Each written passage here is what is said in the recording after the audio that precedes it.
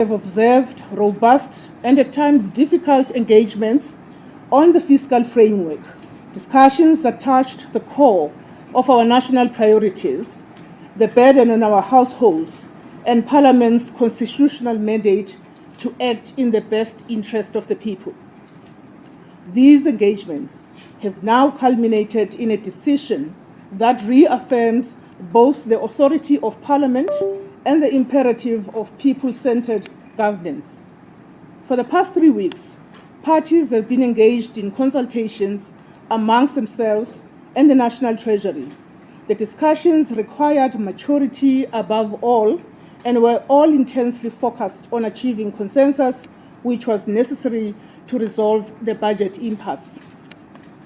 We affirm the constitutional mandate of Treasury and that they have been responsive to the inputs and suggestions of the political parties in these engagements.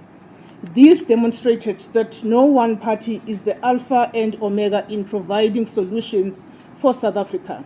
A collective approach by all parties that represented here have put South Africa first and made sure that the budget is approved. It is now formally confirmed that the proposed increase in value-added tax, VAT, initially tabled in the March budget will not proceed. This outcome is a product of sustained, lawful, and transparent engagement reflecting the constitutional supremacy of Parliament as the final authority on public finances. Importantly, this outcome did not arise from expedience, nor as a concession to pressure or populism, but from a shared commitment across party lines that the working class and the poor and all our people cannot be further burdened in this economic climate. It is a decision firmly rooted in the national interest and in the moral clarity demanded by our Constitution. In line with the constitutional powers entrusted to it, the Standing Committee on Finance adopted a report which, 1, rejected the VAT increase proposal, 2, directed the Minister of Finance to table revised proposals within 30 days. This position has earned the support of a parliamentary majority, providing the democratic and legislative legitimacy for a revised fiscal path, one that keeps the people's interests at heart. Furthermore, parties are committed to a government-led expenditure review in order to maximize efficiencies in government spending. The integrity of this process must be underscored. It was Parliament, not the courts, not unelected bodies that led the resolution. This is a reaffirmation of constitutionalism and a victory for a democratic process. We are alive to the urgency that this process now demands from us to support the passing of the money bills and ensure that they are passed. We call on the Finance and Appropriations Committees in Parliament to move with urgency and ensure that the nation has a budget. All parliamentarians must ensure that we pass the bills and act in accordance with the constitutional mandate. As diverse political parties, we are united in our commitment to fiscal responsibility that is neither detached from reality nor blind to inequality. We are bound by a common principle that budgetary decisions must not deepen the suffering of the poor nor compromise long-term economic development. It is worth noting that the approved budget framework includes important interventions aimed at advancing South Africa's development. These include increased allocations for transport and logistics, infrastructure, support for dam projects to improve long-term water supply, additional funding to strengthen public health care and safety, and resources to support early childhood development. The framework also enables the extension of social relief of distress grant and opens opportunities within the public service, particularly for young people. Together, these measures reflect a shared commitment to a budget that is responsive to the people, promotes inclusive growth, and upholds the principle of fiscal responsibility. We also affirm that fiscal consolidation must not mean austerity for the vulnerable. Alternatives must preserve the social wage and enable inclusive economic growth. Treasury, in collaboration with Parliament, must continue to ensure sound, equitable, and developmental financing. This is not about claiming credit or asserting ideological dominance. It is about taking our role in ensuring that there's a responsibility in governing and defending the foundational values of the democratic project we all serve. We do wish to extend our appreciation to the Minister of Finance and the team at National Treasury for respecting the letter and spirit of parliamentary consultation and for engaging with parties on a bilateral basis. Appreciation to members of Parliament across party lines who conducted themselves with discipline and dedication to the constitutional mandate during this time of the budget impasse. To parties, and we wish to underscore this, to parties who are outside of the government of national unity, who acted with resolve to resolve the impasse in the interest of national unity and the stability of governance. And above all, to the people of South Africa, whose voices, petitions, and unwavering demand for fairness guided our actions and shaped the outcome. We also recognize all participating parties for honoring the ethos of multi-party democracy, respecting differences, embracing collaboration, and placing the country above power. This is a victory for the people and for democratic institutions. This is not a victory for one single party, nor is it about who claims the loudest voice. This is a people's victory. It is a quiet but profound triumph of democratic institutions, as well as that of Parliament acting in an activist nature, which is expected of a democratic Parliament.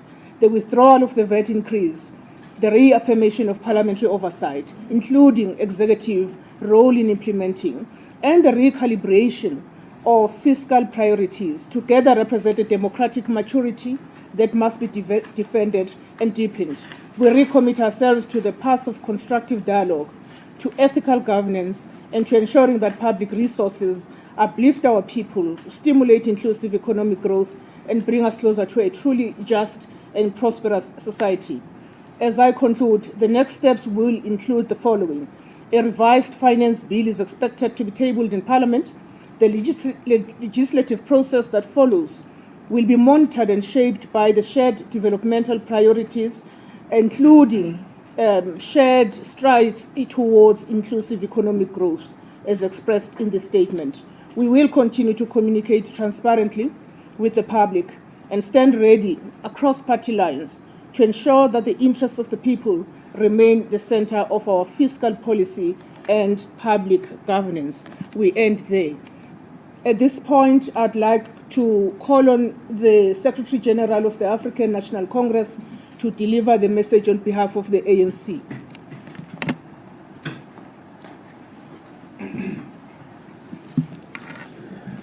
Thank you, Matlengi, on behalf of all political parties reading that statement. Ladies and gentlemen of the press, viewers at home, and all South Africans, colleagues from different political parties. First and foremost, as the ANC, we recognize that we have entered a period of coalitions at the national government level, which we may characterize as uncharted waters. Before, we used to engage differently with the budget. In the government of national unity and coalition government, we have learned our lessons in relation to how we seek to engage. We may have performed better in these uncharted waters, approaching the budget as a political tool in the governance of any other country. The budget is key as a political tool to determine stronger governance in different countries. if we had a wealth of experience, we may have approached this differently, meaning negotiations and engagement with political parties among ourselves, with Treasury and Parliament oversight prior the passing of the budget is a new terrain that we all need to learn about and gain as an experience when dealing with this particular matter. We started from 2%, we ended to 0.5%. And in engaging with the budget, we made a submission to the Minister of Finance, like all other parties, after the 2nd of April fiscal framework vote in Parliament. We also held extensive discussions through this month, from the 9th of April, intensive discussions in the past 2 weeks in the same hotel with different political parties, even those who have chosen to go to court, to engage with them on the question of the budget. And that have showcased on our part that we've got a bigger role to play than just political posturing for the country. Even those that went to court, we engaged them. But we did not ask them to get out of court. They did engage, they did raise their views about the budget. And we do appreciate political parties that have come together to pass the budget framework. And these political parties never fudged their views, never fudged their intentions when they agreed to pass the budget. It was very clear that we need to deal and review the VAT increase. And today, after extensive engagement, it has resulted in the Treasury also coming to the party to agree with all of us that VAT review will not be implemented as it was presented before. And we welcome, as the African National Congress, that statement of Treasury. No disruptions, no instability, but the interest of South Africa come first, and of our people. And that is our interest as the African National Congress. Our view throughout these discussions was on defending the expenditure side of the budget in the interest of breaking the austerity cycle. South Africa have been presenting to us austerity budgets, and we seek to break away from that with the presentation of this budget. Without VAT increase, this budget is the most perfect budget in our view, because it addressed the question of growth in terms of the economy. That's one. Two, it cushioned the poor in terms of investing in social expenditure side of the budget. It cushioned us against austerity, which was very much important for the African National Congress.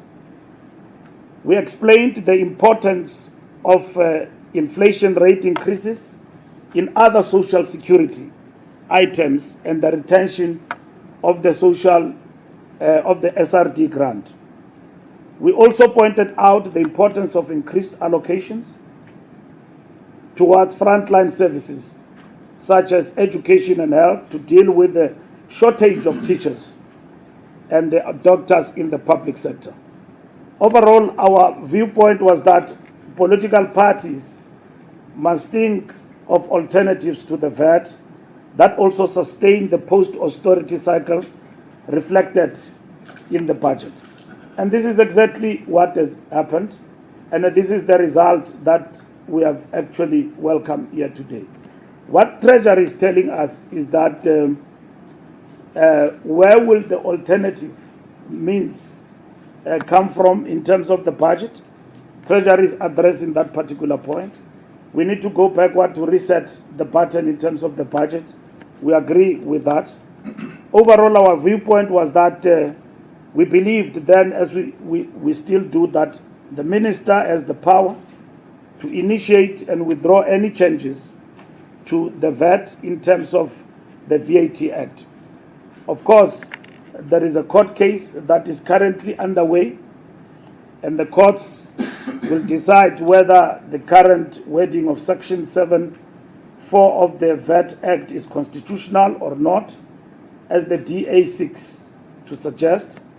Our approach as the ANC was based on its current interpretation, as granting the minister such powers to initiate or withdraw any changes to tax law by introducing a bill to Parliament. Parliament will then consider such a bill and pass it into law. So this is what we've understood, and we have never understood that this particular process in itself that we have embarked upon, it is a process that is dependent on one political party. It is a process that required conversation among us, and I wish to state as I conclude that the ANC, with all these political parties around here, agreed that we need to persuade, if we are able to find alternative means of funding the budget, the cutting of a VAT increase from the budget.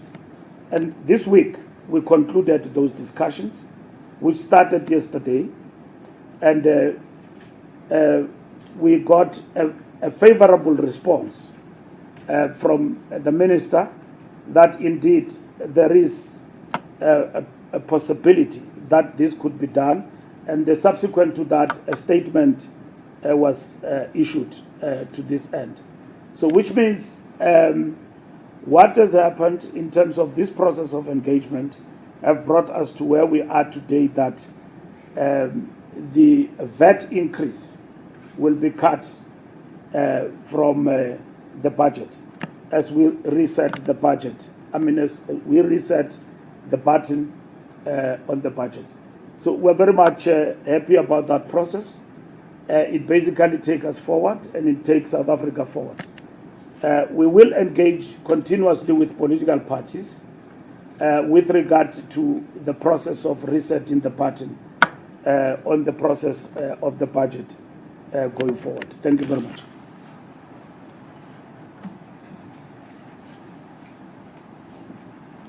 Thank you very much to the SG of the ANC. I will at this point call on Kulego to come on behalf of the Nkatha Freedom Party. He speaks for the organization. Thank you very much, Ngolosi. Good morning, Sanbonan. Just maybe a few things to say that a budget is a living dynamic, and it will constantly change as circumstances change, as developments actually happen. We started out with a proposal of 2% increase, which we rejected. In fact, we reject any VAT increase, but the circumstances presented to us compelled that 0.5 be considered, and that is the premise upon which we moved. Since that decision of Parliament, which said we've got 30 days given to the minister and the process to relook at the VAT question, this moment has now culminated, wherein a constructive decision has been taken that we will do away with the 0.5 increase. And the circumstances at play are clearly that SARS has collected more money, and because it has collected more money, we are in a position to adjust the budget moving forward. There will also be the medium-term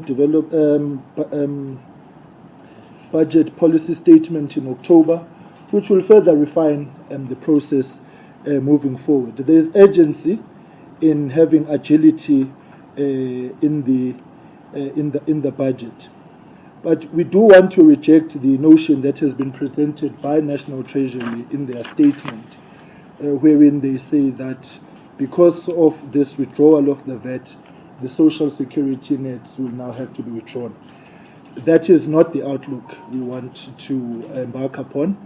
National Treasury, SARS, and government must continue finding other revenues, streams for income for the budget in order to ensure that we maintain and sustain the social relief packages that are embedded in the budget. This includes the increases to social grants and other related grants. It ensures that the social relief of distress is maintained. It also must ensure that the zero-rated items basket must be expanded in order for the poor to actually continue receiving the relief that they so urgently need. What this moment teaches us, importantly, is that we will have to be a government in constant communication and talking to each other, not past each other. And there is no constructive conversation that's going to take place in a court of law. There is no constructive conversation that is going to reach us at the point of resolving our problems if we continue seeing the kind of big brother syndrome that characterizes some of the behavior that is out there. We believe that we need to return to the negotiating table. We believe that you can't be half pregnant. You can't be in government today and then in opposition tomorrow. Either you are in or you are out for the purposes of consistency within what we do in the budgetary processes and in governing generally, so that we can be in a position to resolve the problems. So we conclude by saying that we welcome this development because initially we had said that the VAT increase was a temporary intervention. It was never meant to be long-term, and the outlook to review was there, and the fact that we have reviewed it even before implementing it speaks to the fact that we have been hard at work trying to find solutions, and that is what we are going to continue doing. What we need to appreciate is that the economy in the country is in dire straits, and moving forward there will be tough decisions that we have to take.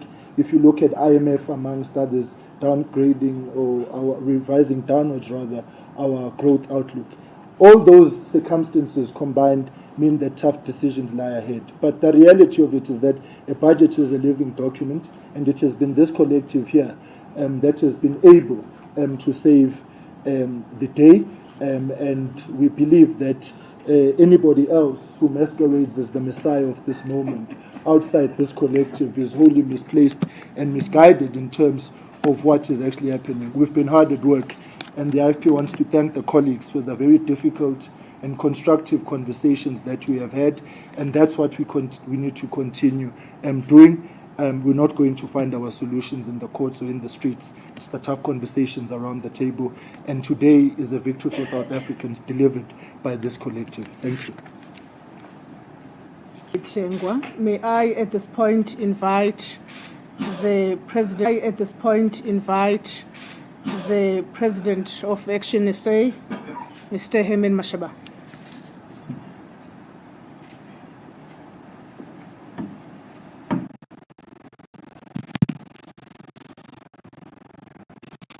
Members of the collective efforts of parties that engage the ANC in total good faith. As you have already heard, when South Africans wake up on the 1st of May 2025, Workers' Day, they will pay the same for their goods and services as the day before. This is what Action SA promised from day one, and it is exactly what this collective here today has delivered. This VAT increase has become a symbol to many South Africans who are heartful and want to see change in their country. Today, we celebrate more than just the scrapping of an unjust tax. The reversal of the VAT increase is a victory that belongs to you, the people of South Africa, and to our maturing multi-party democracy. Let us celebrate that you denied any political party a majority and the power to determine budget unilaterally. Let us celebrate now that because of this, no one party can impose their will on you, the people of our country.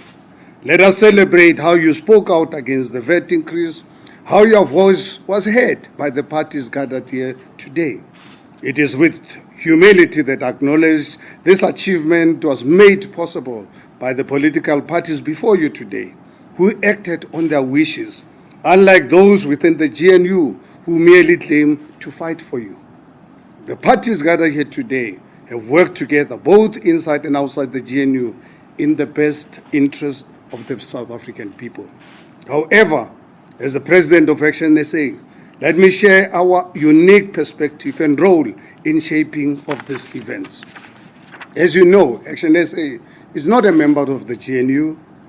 We respectfully tried to sabotage the efforts to reach a solution to a budget impasse were never aligned with the interest of the poor. They opposed Land Expropriation Act. They denied the dispossessed Africans the dignity of the land restoration. They fought against the Bella Bill, which is designed to guarantee equal quality education for children in historically marginalized communities. And now, they opposed a process that ultimately blocked a Vat Hike. A regret speak for the poor. They speak for the chaos, slogans, and obstruction. We need to cut on corruption, not basic services, not access to quality educations. Our message remains: fix the broken state before squeezing another cent out of the poor household. We must eliminate waste, close procurement loopholes, and hold departments accountable for audit outcome. Wealth must carry the weight. It is time for the wealthy and the corporate giants to contribute their fair share to tax. We need progressive tax reform that shifts the burden away from the working class. Government must close loopholes and clamp down on illicit financial flows that rob the country of much-needed revenue. The people's budget is non-negotiable. The PAC continues to advocate for people's budget, one that reflects the lived experiences and priorities of our communities. We support participatory budgetary process at local, provincial, and national level. Fiscal decisions must be guided by the people, not elites behind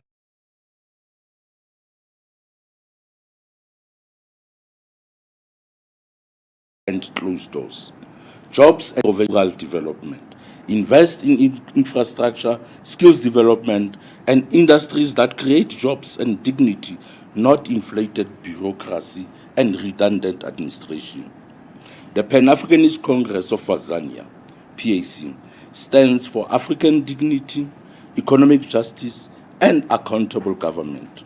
Our people cannot be taxed deeper into poverty while the elite waste continues unchecked. This victory is a moment of progress, but not the end of the struggle. The fight now shifts in ensuring that real transformation happens in this country. We will not rest, we will not retreat. We will continue to advance the cause of the African majority with discipline, with principle, with revolutionary clarity. As the PAC, we indeed welcome the initiative which was taken by all political parties that are represented here. Their commitment towards making sure that instead of sloganeering, instead of shouting from the rooftops, we engage as South Africans towards finding solutions.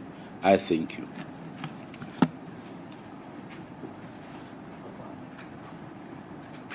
Thank you very much from the Pan-Africanist Congress of Azania. I will, at this point, call Ms. Patricia de Lille to reflect on behalf of the Good Party. Sorry. That's fine. Good morning, and thank you for the opportunity. I want to start by making an appeal to the Fourth Estate. Some misguided reporter this morning said that South Africa must thank the Blue Party for going to court and stopping that. We must get the independence of the Fourth Estate to be respected. Certainly people are entitled to their opinions, but they're not entitled to their own facts. Because the fact is, what we are witnessing here today is a budget victory through principled negotiations and political maturity. And so we must make an appeal that we keep that balance, because the truth will always survive. We can't continue to be supporting these lies, even in terms of the performance of the government of national unity. We see reports as if some of these things by achievement by some of these ministers is new. When in fact, go and check the facts, you will see that ministers before that started these processes. And it was not just because some new minister come in from the GNU. The lies must stop. The reporting of lies must stop. We appeal for that balance. Let me get to the budget victory for all the parties here today. These are the parties representing the poor, because we are sitting here as the majority vote in Parliament, not pretending to represent the poor. So the Good Party welcomes the withdrawal of the 5% of Vat Hike, and as a party we have actively and constructively participated in the process of finding a solution. And throughout the process, we acted in good faith, with a clear focus to safeguard the poor, the critical social spending, to make sure that we continue with the social distress of relief grant, and that we continue to invest in infrastructure. So we welcome the fact that Parliament's resolution to adopt the fiscal framework, along with the recommendation that the Minister of Finance urgently review the proposed VAT increase, that has brought us here today and implemented it with urgency.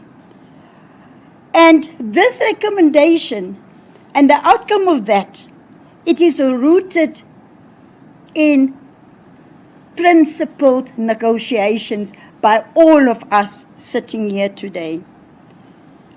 And let us all be clear that this is also not a result of litigation or political grandstanding. It is a result of us all here today present putting our country first. So I hope that as we leave here today, and as our political and as our democracy mature, that the lesson that we've learned out of this is that we must at all times put the people of South Africa first and not our political parties. So I want to commend all the political parties present here today. The past 3 weeks, we have been actively, all of us, engaged with the ANC. And the ANC have listened to all of us. We have made written proposals that were considered. So it is a joint and collective effort of collaboration with and amongst all of the parties here today. So thank you, and may God bless you.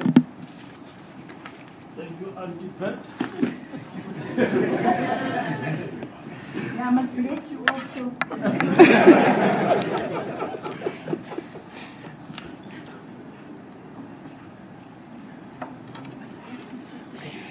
Thank you very much to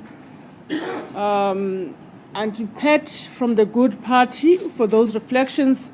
I will then call on Rise Mzansi to come forward, represented by the leader, Songezo Zibi.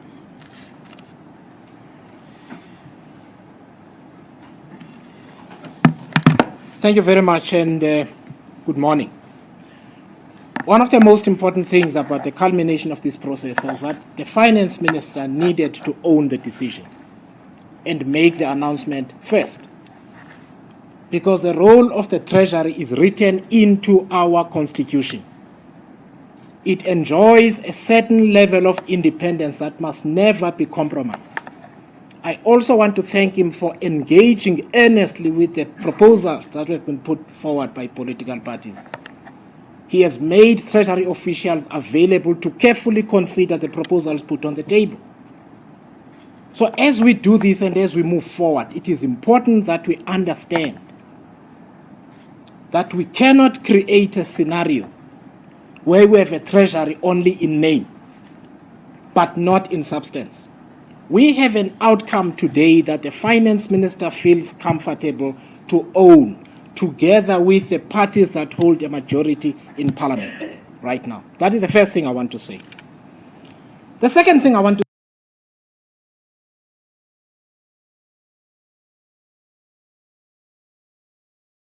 say is that this process has been about freeing the Finance Minister from extortion. We can now proceed with the budget without also having to talk about legislation that has already been passed by Parliament. This is what this has been about. We cannot hold budgets hostage to other political priorities that have nothing to do with appropriation. I want to invite my former colleagues in journalism, speak to fixed income analysts and economists. Ask them how the bond yield curve has looked since the 19th of February. I can tell you our debt servicing costs have gone up by more than 30 to 35 billion rand. Because there's a political party that wanted to hold the budgeting process hostage. None of us were happy about the VAT increase. But I said on the 19th of February, repeatedly, that there will be no culmination to this process where nobody takes tough decisions. We must be prepared to take tough decisions. I also want to put something in perspective. The VAT is 0.05% of a 2.6 trillion rand budget. 0.05%. Political parties are sitting in court because the majority to sit in a room and discuss matters that relate to the budget and the budget only is not there. We must not succumb to misinformation and the disinformation that has happened over the last 2 months. The Finance Minister is now free to do his job. The law says Parliament must approve or amend the budget. As the Finance Minister's statement says, we must now go back and find 75 billion rand over the next 3 years in a budget that will clear 7.8 trillion. It's not a lot of money. We must have the resolve and the maturity to do it, and to do it in a way that does not negatively affect poor South Africans. Expenditure reviews will happen. It is not up to any political party to say they are the alpha and omega of how to make Parliament more efficient. I'm the chairperson of the Standing Committee on Public Accounts. I know very well, to minute detail, the level of waste there is in the government. And to propose that the Treasury has done no work on expenditure reviews is a lie. I have the spreadsheets. They run to tens of pages. The job of Parliament is to do the work and not do political grandstanding. We can't make South Africans wait longer for land justice because someone knows the VAT issue will be emotional. Yes. And they use it. We can't break up Transnet so that a political party can have its own in a province that it runs. We cannot break up the passenger rail agency so that a political party can have its own. Those were the points of extortion. And we must challenge them. This is not the time to mislead the South African people because we know the people are desperate. There are those who claim some of us were fools who didn't know what we're talking about. We're standing here today. We've got a solution. The court case is not done. There's been no judgment and no legal settlement. Yet they're claiming victory. But I can tell you, all of the points of extortion they placed on the table, they're not on the table anymore. If anybody wants to reverse legislation, they must earn a majority, amend the legislation, take it back to Parliament, and win that amendment to the legislation following consultations with South Africans so that you can look them in the eye and tell them why they must wait longer for justice to be delivered. The final thing I want to say is this. Budgets are about expenditure priorities. What is important enough for the government to fund? Please go and ask those political parties that have had a lot to say what it is that their priorities wanted in this budget. They have never said so. Never.